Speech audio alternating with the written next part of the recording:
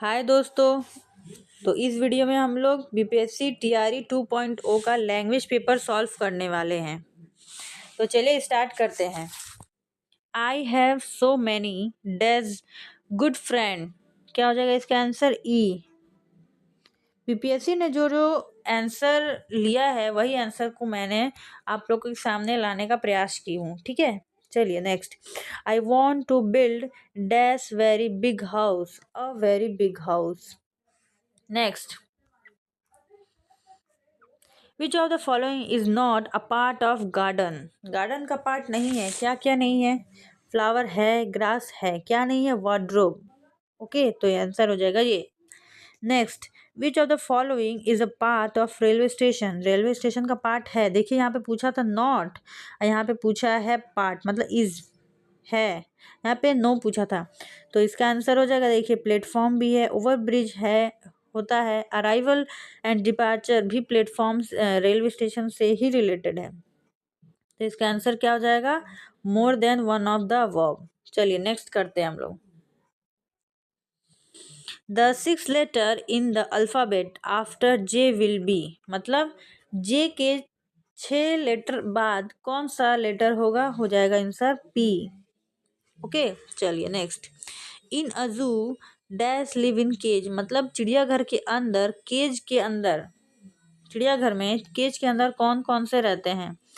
Birds, animals. Snack. क्या क्या रहते हैं? बर्ड्स रहते हैं, एनिमल्स रहते हैं, और सिर्फ यही दो रहते हैं। ठीक है, तो इसका आंसर हो जाएगा D number, more than of the above. चलिए आगे बढ़ते हैं हम लोग। डॉटर्स डॉटर इज, क्या हो जाएगा? More than above, more than above. Next, my siblings are my brother and sister. मतलब मेरे जो सिबलिंग्स है वो क्या होंगे? मेरे ब्रदर एंड सिस्टर ही तो होंगे। ठीक है, चलिए नेक्स्ट करते हैं हम लोग।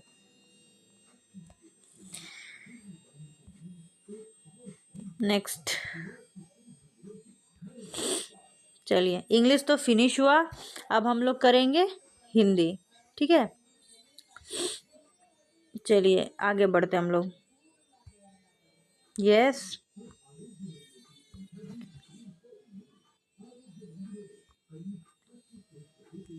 चलिए इसका आंसर, क्वेश्चन क्या है? समुज्जल शब्द में किस उपसर्ग का उपयोग हुआ है?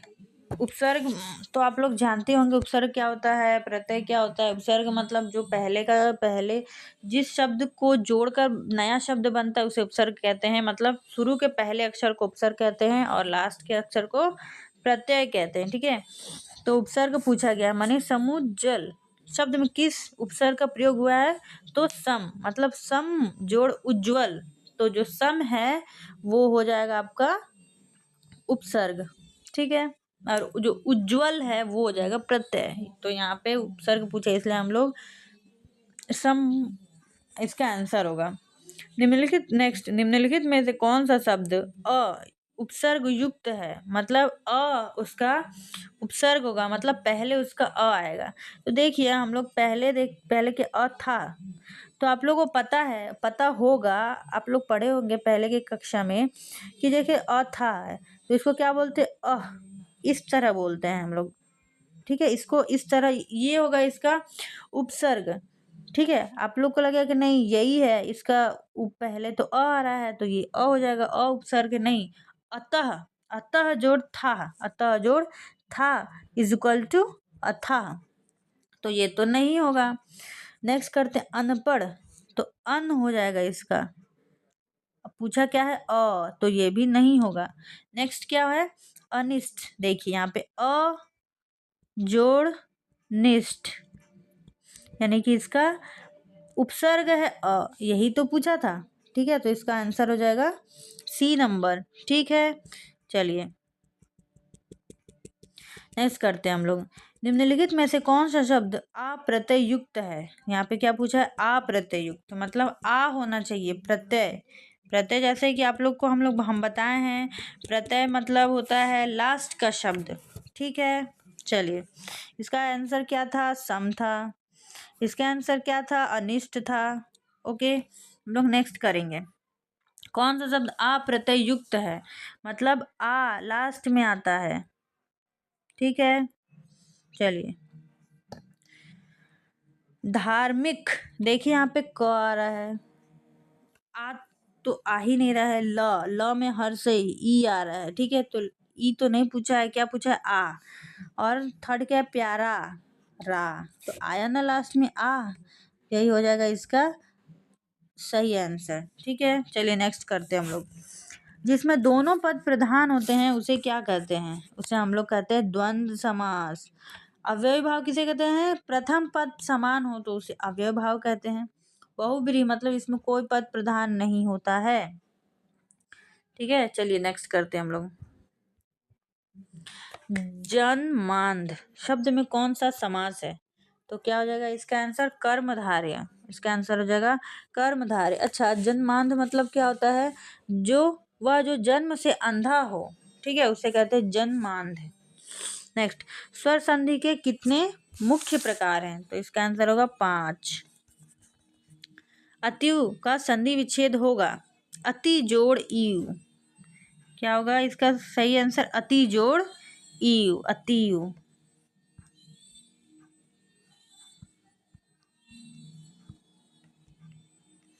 इसका सही आंसर क्या हो जाएगा, अति जोड़ ईयु, अतियु। Okay, next. प्रत्युत्तर शब्द में कौन सी संधि है, इसका आंसर होगा वृद्धि संधि। ठीक है, चलिए हम लोग अब आगे बढ़ते हैं, नेक्स्ट क्वेश्चन में जाते हैं हम लोग। क्या हो जाएगा नेक्स्ट हम लोग का, नेक्स्ट हो जाएगा हम लोग का 17 नंबर। पढ़ते हम लोग क्वेश्चन। मनोरंजन शब्द का संधि विच्छेद होगा, क्या होगा,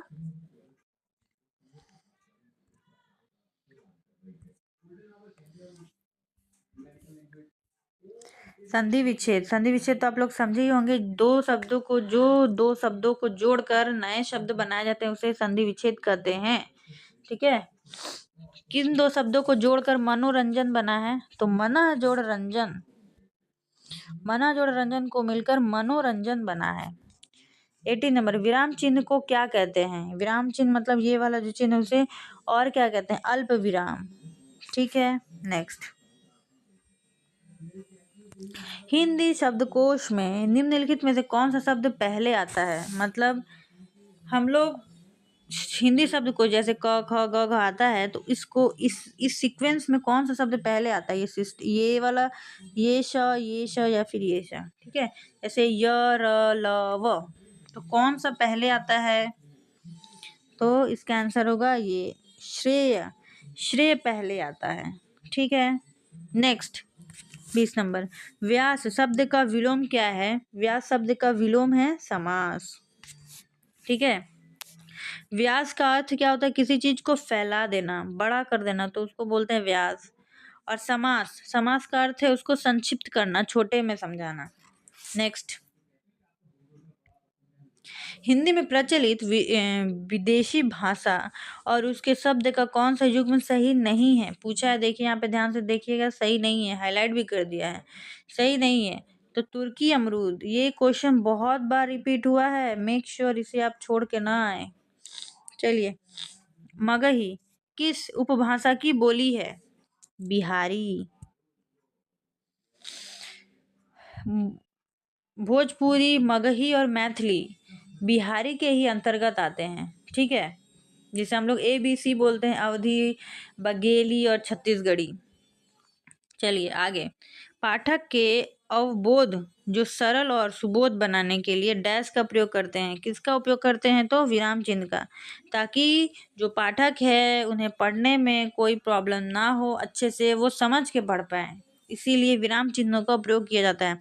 जिस प्रकार हम लोग रास्ते में जाते हैं तो ब्रेकर का यूज होता है ना, ताकि कोई दुर्घटना ना हो, इसी कारण हम लोग को पढ़ाई मतलब पढ़ने में भी हम लोग को खड़ी पाई तो इन्वर्टेड कॉमा ये सब का यूज होता है, ताकि जो पाठक पढ़ रहा है उसे समझने में कोई प्रॉब्लम ना हो, इसलिए। ठीक है, चलिए नेक्स्ट, कौन सा विकल्प विराम चिन्ह का भेद नहीं है, क्या हो जाएगा, उपयुक्त में से एक से अधिक, यानी मध्य विराम भी नहीं है, अत्य विराम भी नहीं है, तो इसका आंसर हो जाएगा उपयुक्त में से एक से अधिक। चलिए हम लोग अब आगे बढ़ते हैं। नेक्स्ट, कौन सा हजारी प्रसाद द्विवेदी जी का निबंध नहीं है? ठीक है, इसका आंसर क्या हो जाएगा, कौन सा हजारी प्रसाद द्विवेदी जी का निबंध नहीं है? अशोक के फूल तो है, याद रखिएगा कौन सा है, तो नहीं है वो तो ऑटोमेटिक याद हो जाएगा। कुटज भी है, कौन सा नहीं है, तो हजारी प्रसाद द्विवेदी जी का कौन सा नहीं है, मजदूरी और प्रेम, ये नहीं है। ठीक है, चलिए नेक्स्ट, उपन्यास और उपन्यासकार का युग्म सही नहीं है, कौन सा युग्म सही नहीं है? अंधेरे बंद कमरे, ये नरेश मेहता, ये नरेश मेहता जी का नहीं है, ये मोहन राकेश जी का है। यहाँ पे आप लोग लिख सकते हैं मोहन राकेश, मोहन राकेश। ठीक है, ताकि आप लोग को याद रहे। जुलूस फणीश्वर नाथ रेणु जी का ही है, अंधेरे बंद कमरे मेहता जी का नहीं है, ये मोहन राकेश जी का है। ठीक है, नई पौधे कमलेश्वर जी का ही है। ठीक है, चलिए आगे बढ़ते हैं हम लोग। वह शब्द शक्ति जिसके द्वारा सीधे कथन यानी साक्षात संकेतित या मुख्य अर्थ का ज्ञान होता है, उसे क्या कहते हैं? उसे कहते हैं अमीधा। उसे क्या कहते हैं? अमीधा। यानी लक्षणा किसे कहते हैं? लक्षण से को लक्षणा कहते हैं, व्यंजन से व्यंजना कहते हैं। ठीक है, चलिए नेक्स्ट, ध्वनि सिद्धांत के प्रतिपादक यानी आचार्य है आनंदवर्धन। ये जो हिंदी साहित्य पढ़े होंगे ना, उन लोग को बहुत अच्छे से इस डीपली नॉलेज होगा इसके बारे में। चलिए नेक्स्ट करते हैं। बोला है तर्क दिया गया है और कुट दोनों सही है कि नहीं वो देखना है। ठीक है, कला का उदय जीवन से है, हाँ ये तो सही है। अब आप लोग क्या कीजिएगा ना, इसमें क्योंकि लगा दीजिएगा। अगर आप लोग को समझना है तो क्या कीजिएगा, इसमें आप लोग क्योंकि लगा दीजिएगा। क्योंकि लगा दीजिएगा तो आप लोग को समझ आएगा कि सही है या नहीं। जैसे कि हम करते हैं, आप लोग देखिए,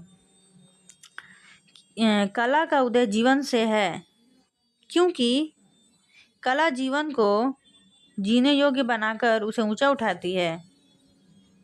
सही है, या फिर इसलिए भी जोड़ के आप लोग देख सकते हैं, कला का उदय जीवन से है, इसीलिए कला जीवन को जीने योग्य बनाकर उसे ऊंचा उठाती है। सही है, यानी ए भी सही, अ भी सही है और ब भी सही है, दोनों सही है, तो आंसर हो जाएगा आपका बी।